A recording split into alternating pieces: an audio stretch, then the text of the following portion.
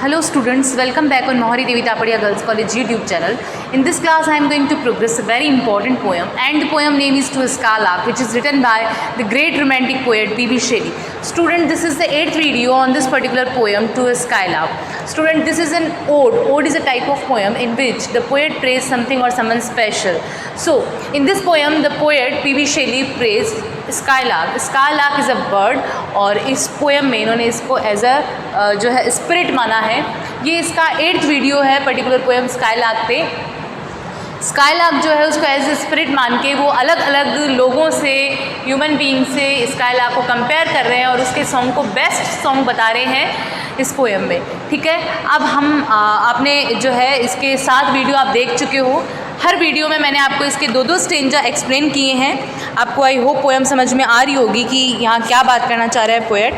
देखो 7th video में हमने देखा था कि पोएट जो है एज ए स्पीकर बोल रहे हैं टीच अस स्पिरिट और बर्ड, कि तू हमें सिखा स्पिरिट और bird. What sweet thoughts are thine, कि तेरे ऐसे कौन से स्वीट विचार हैं. स्वीट थॉट्स मतलब अच्छे विचार हैं. आई हैव नेवर हर्ड, जो मैंने कभी नहीं सुने इतना प्यारा गाना, ना तो प्रेज ऑफ लव में और ना ही वाइन में सुना है, ना तो किसी की प्यार की प्रशंसा में और ना ही नशे में सुना है. मतलब तू इतना अच्छा गाना गाती है. That painted for the flood of rapture so divine, तेरा गाना बहुत ज़्यादा एनर्जेटिक है, डिवाइन है, देवीय है. कॉरस, हाइमनल और ट्रिम्फल चैंट, शादी पर गाया जाने वाला या विजय में गाया जाने वाला. मैच विद दाइन would be all but an empty want, ये मैंने सबसे तेरे गाने को मैच करके देख लिया, शादी में गाए जाने वाले से या विजय के टाइम गाए जाने वाले गाने से तेरे गाने को मैच करके देखा, पर मुझे पता चला कि वो सारे गाने मीनिंगलेस है तेरे गाने के सामने. A thing wherein we feel there is some hidden want, तेरे गाने में कुछ ऐसा है जो कुछ हिडन है, कुछ छुपा हुआ सा है. What objects are the fountains of thy happy stream, कौन से ऐसे जो है ऑब्जेक्ट्स हैं तेरे इस गाने के ओरिजिन के, मतलब कैसे तूने ये गाना ओरिजिन किया. ऑफ दाई हैप्पी स्ट्रीम, इतने प्यारे उसके हैप्पी और जॉयफुल उसके जो है नोट्स तूने बनाए हैं. वॉट फील्ड्स और वेव्स और mountains, what shapes of sky और पेन, किस चीज़ ने तुझे इंस्पायर किया ऐसा ब्यूटीफुल गाना गाने के लिए.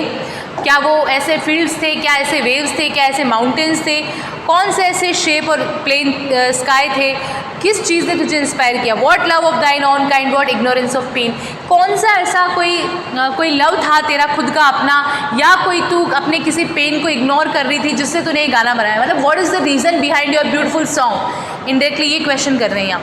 आगे हम बात करते हैं, आपके सामने लिखे हुए हैं 2 stanza. With thy clear keen joys languor can not be, shadow of annoyance never came here they. Thou lovest but never knew love's sanctity. Walking or asleep, thou of death must dream things more true and deep than the mortal's dream. Or how could thy notes flow in such a crystal stream? So यहाँ बात कर रहे हैं with thy clear keen joys, कहने का मतलब है उनका कि तुम्हारा जो गाना है बहुत ज़्यादा क्लियर है, कीन एकदम शार्प है, जॉयस ब्यूटीफुल है, मतलब आनंद देने वाला है. With thy clear keen joys, तुम्हारे गाने से.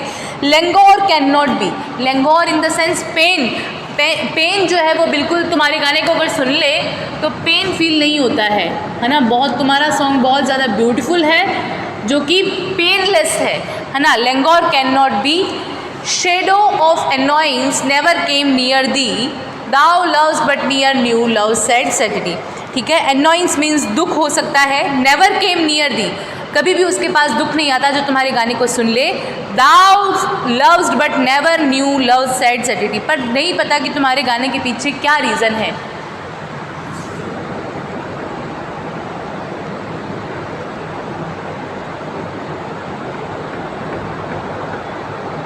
सॉरो है ना. With thy clear keen Joyce, तुम्हारा गाना बहुत शार्प, बहुत ज़्यादा ब्यूटीफुल, जॉयफुल है. लैंगोर कैन नॉट बी, बिल्कुल भी पेन नहीं है उसमें, पेनलेस है. शेडो ऑफ एनॉयंस, जो दुख का शेडो है. नेवर केम नियर, तुम्हारे पास कभी नहीं आ सकता. तुम्हारा जो सॉन्ग तुम इतनी ज़्यादा पॉजिटिविटी में हो कि तुम्हारे पास में कभी भी कोई दुख नहीं आ सकता. नेवर केम नियर दी, तुम्हारे पास, दी मीन्स तुम्हारे पास कभी कोई एनॉयंस, कभी दुख नहीं आ सकता है. तुम्हारा गाना बिल्कुल लैंगोर है, पेनलेस है.